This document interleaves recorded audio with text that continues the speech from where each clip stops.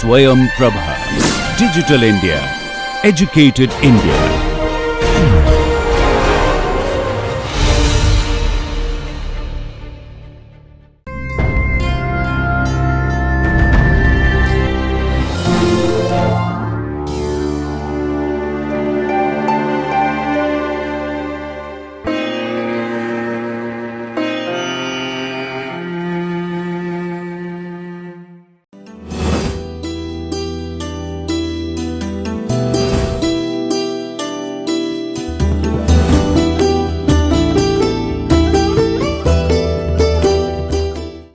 Hello friends, welcome back to Education for Sustainable Development course.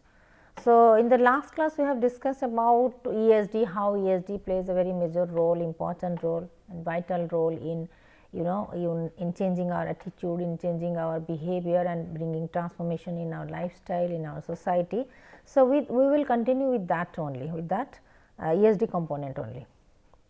So, as all of us we know that the ESD comes under quality education, that is SDG 4, that quality education is about what we are learning, how people learn, its relevance in today's context, in the context of global challenges, and how it influences people's preferences, their choices, their behavior. So, in this context ESD plays a very important. So, many now agree that quality education for sustainable development actually reinforces people's sense of responsibility as a global citizen, and they can better prepare themselves, groom themselves, nurture themselves, develop themselves and get themselves ready for the world, for being the global citizen and to behave responsibly in the world platform, in the global platform.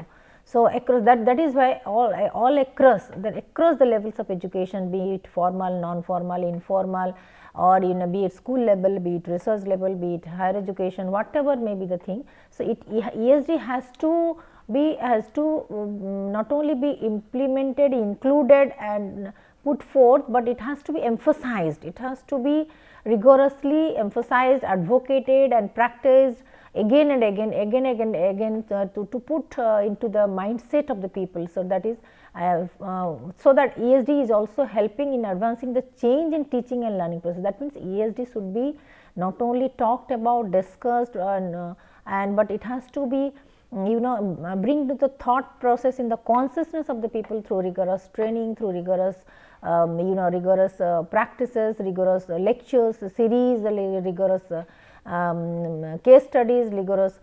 So, it has to be embedded in all our teaching, learning and practice, other day to day practices.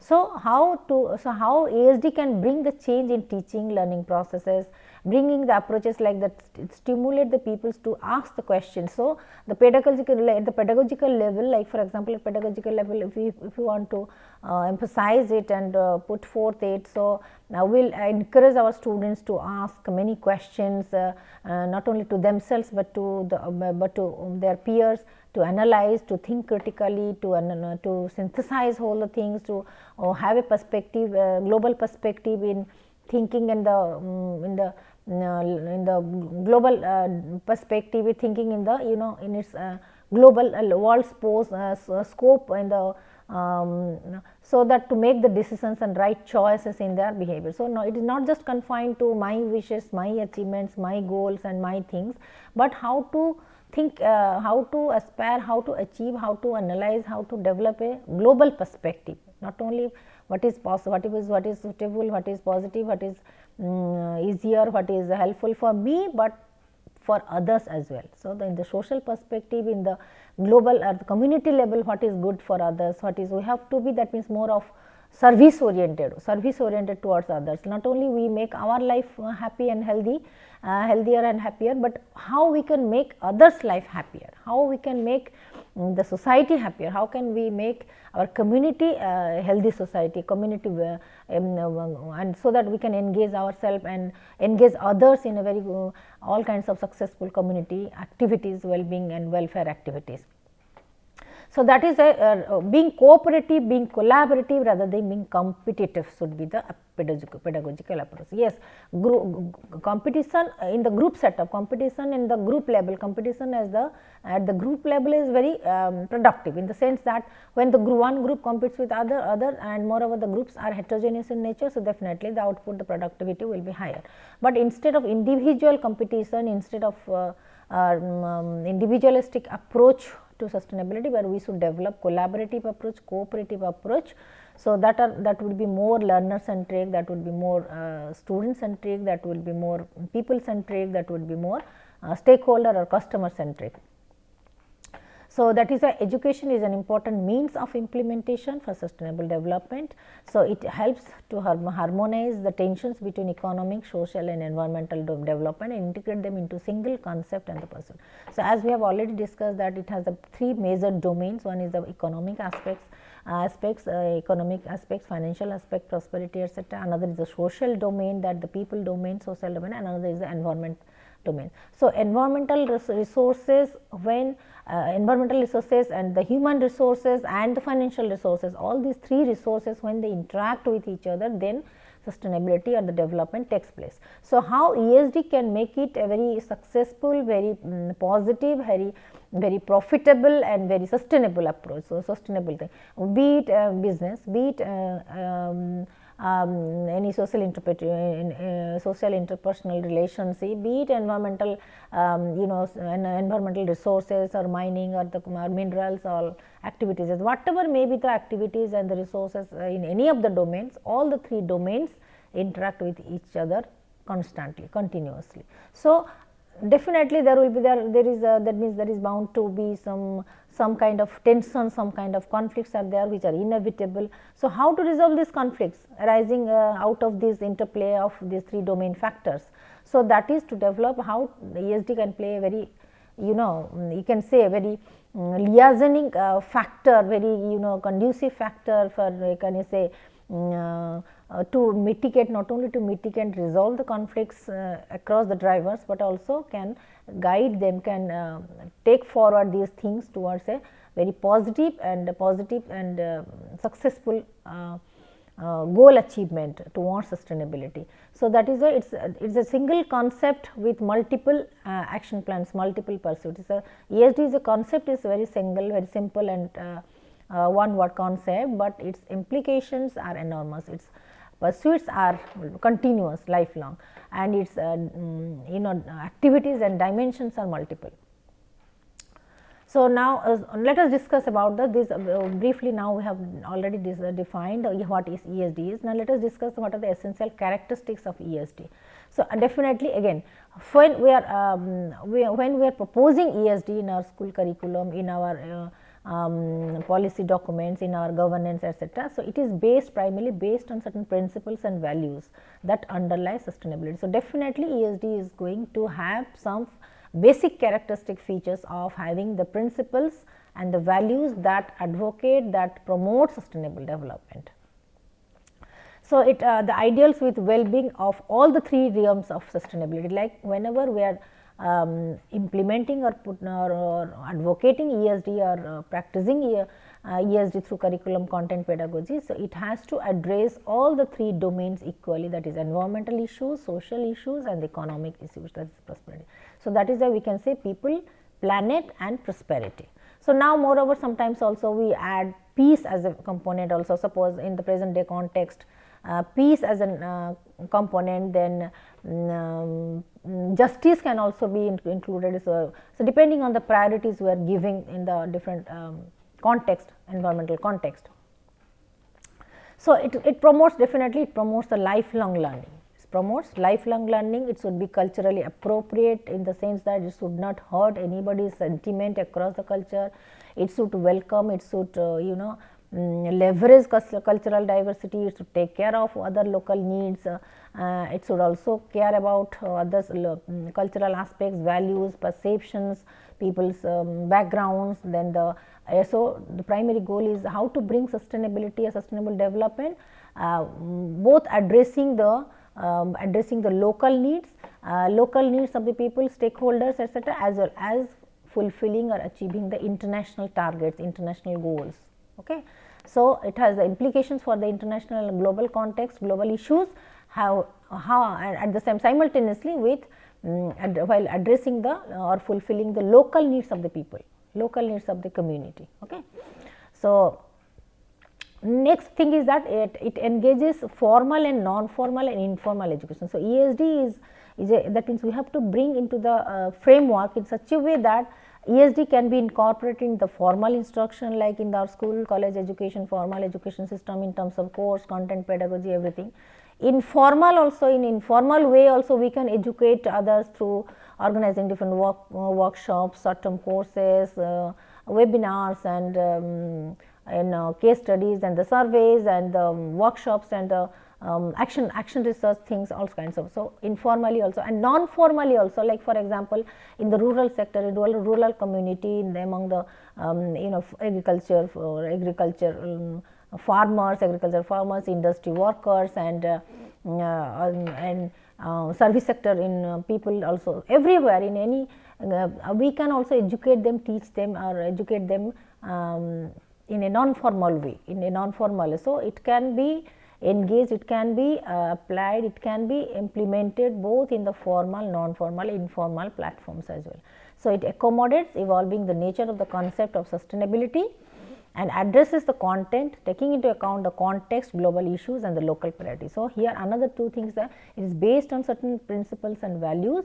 It addresses not only the local priorities, local demands, local needs of the people, but also it addresses the global issues like in the present context we can say the climate change, then terrorism and the international conflict, that ethnic violence. These are the global issues which has to be addressed, which have to be addressed by this ESD component. So, this the YouTube link is there, you can also go through for the details. So, that the basic purpose, the basic goal of ESD is that like to create the world that is more just, peaceful and sustainable. Yes, sustainable means definitely sustainable is such a concept, so it automatically incorporates positive connotations like peace should be there, happiness should be there, prosperity should be there, global that means brotherhood feeling should also be there, and economic independence should also be there, achievements should also be there, sharing and caring for others should be there, service orientation should be there. So, all kinds of these positive attributes should be there. It's sustainable means it automatically encompass all these positive connotations like peaceful society, prosperity, just society, then knowledge society, then empowered societies, then skilled society, then heightened awareness, self actualization, spiritual bent of mind, we can say spiritual bent of mind, then empathetic attitude towards others, helping others and then appreciating others values and cultural practice and systems, everything, all these positive attributes are the component are automatically incorporated in the concept sustainable. Okay. So, that is why ESD is about shaping a better tomorrow for all, and it must start today. Therefore, the slogan is that that means the slogan is that the dedication and the common voice is that ESD should be planned, should be chalked out, should be implemented, should be designed and should be practiced in such a way that it should shape our future, it should shape our lifestyle, it should shape our society, our behavior, thought process for a better tomorrow for all. So, it's a you can say it's a strategic approach, strategic tool to bring that transformation, to bring the transformative changes within the society, in the global context, so that it can better shape our tomorrow in a very comfortable and sustainable way. So, that is, and it should begin from today also. Although most of the countries, almost all the developing and developed countries, they are already practiced, they have already initiated since 2015, initiated some of the major action plans and steps and strategies towards this since 2015. So, it is to achieve these achieve all the 17 goals for India. So, it becomes our responsibility, and we are accountable for this, we are responsible for this to bring and make our country, our society a sustainable society, so that we can protect our tomorrow for future generation people.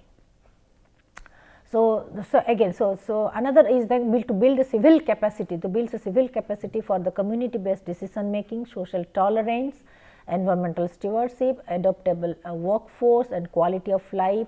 So, these are all interdisciplinary things, like for example, civil society, then social tolerance, people should develop this social tolerance, environmental stewardship, adaptable workforce for enhancing the quality of life, and the community based decision is not just autocratic and bureaucratic kind of decisions, but it is the community based decisions taken in a very consensus way. So, ESD is such a component that no particular domain or discipline can claim that it is our subject, it is all pervasive, it is omnipresent. That means, ESD can be incorporated in any of the subject, in any way, in any pedagogical pedagogical practices. So, ESD is not just confined to education, but ESD is it can be a vehicle for achieving this sustainability in any subject, be it physics, chemistry, law, education, whatever. So, it is not confined to one discipline, rather it is interdisciplinary, it is transdisciplinary, and it also uses the varieties of pedagogical techniques that promote participatory learning. Nowadays with post globalization, we are also advocating for with the remote learning, virtual learning, ICT learning tools. So, we are promoting more group learning, team based learning, participatory learning, action research, higher order thinking skills like creativity, innovation and critical thinking, and we are also advocating for the problem based learning, project based learning, collaborative learning, then global partnership, networking. Okay. So, and all kinds of higher order thinking, rather the deep learning skills, then the 21st century sustainability competences, all these things are higher level learning and thinking processes we are advocating. So, ESD should be you can say it is a foundation stone of all kinds of activities, be it whatever we are doing, whatever we are teaching, whatever we are introducing, whatever we are practicing, ESD should be a platform, it should be a basic foundation of all our activities. So, ESD for achieving SDG 4.7. So, how for achieving SDG 4.7 ESD plays a major role. Okay, let us see. So, now it has started with the Declaration on the Right to Development, and it was implemented in 1986 by the member states of United Nations. So, that means with this document, that is Declaration on the Rights to Development in 1986 by the member states of UN. So, this declaration categorically stated that that everyone is entitled to participate in, contribute to and enjoy economic, social, cultural and the political development. So, here it has initiated with the 1986 declaration of United Nations member states, that everyone, according to this declaration, every citizen, every individual is entitled to participate in activities, to contribute towards economic development, social cohesiveness, cultural practices and political development, in which all the human rights and the fundamental freedoms can be fully realized. So, here we can see that these fundamental rights like human rights and fundamental human rights and freedoms are getting the utmost priority here. Human rights and fundamental freedoms can be fully realized. So, every individual's potentialities, positive strengths and aptitudes and abilities can be fully utilized, fully realized.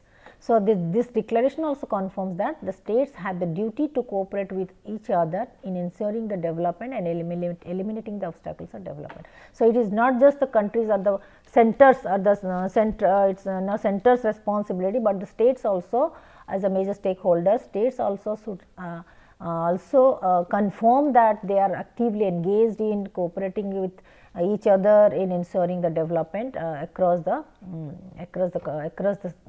country and across the globe as well. So, for eliminating obstacles, because in the environmental context also, even though we have the boundaries like this is this state, that state, etc., but there are some overlapping areas are also there, some common areas are there, some common issues are also there. So, as a result of this, some of the conflicts also takes place, some of the dilemmas and takes place. So, how to resolve mutually in a very cohesive manner, in a very positive way. So, mutually cohesive way, how to resolve our conflicts and how to transform these conflicts and dilemmas into our advantage, into our positive outcomes.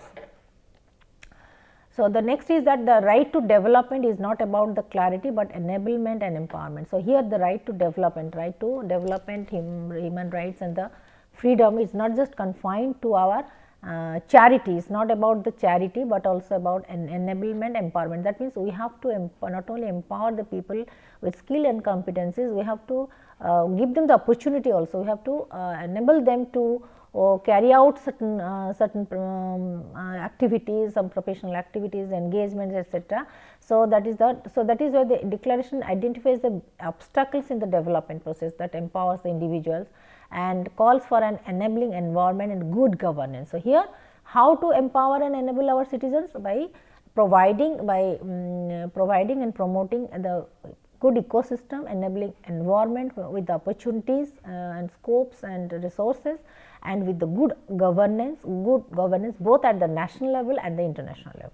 So, which can enhance the accountability of the duty bearers, that is which enhances our moral responsibility, our our moral obligations, more that. So, the accountability of duty bearers, that means whoever is holding different kinds of posts, then governments, donors and recipients, and the international organizations, transnational corporations, civil society. So, it is everybody's responsibility. So, every citizen, every organization, every institution becomes responsible and accountable to serve the people, serve the nation, and serve the global citizens. So, in 2016, it marks as the declaration of the 30th anniversary of these declarations, and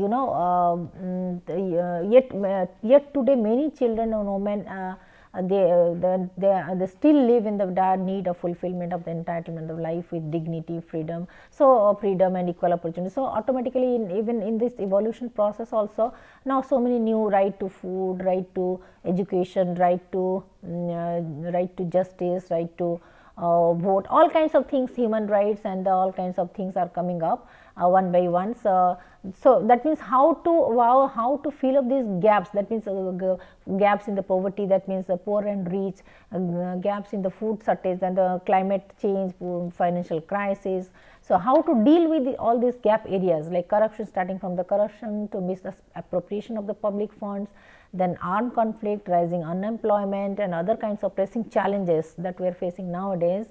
So, how to represent a collective failure to realize how they will, we have already discussed that with the Millennium Development Goals, when it was evaluated later on, monitored and evaluated later on. So, then the member states, the stakeholders, they can identify that a lot of gaps are there in Millennium Development Goals, and where we have failed to achieve these things. So, therefore, from time to time we need also need to evaluate these things, need to monitor and evaluate these things. So, we can say whenever there are the different gaps, huge gaps in the food sector, in the health facility sector, in the employment sector, in the that means air quality sector or etc., pollution and air quality, etc. So, we have to take the collective responsibility of our failure.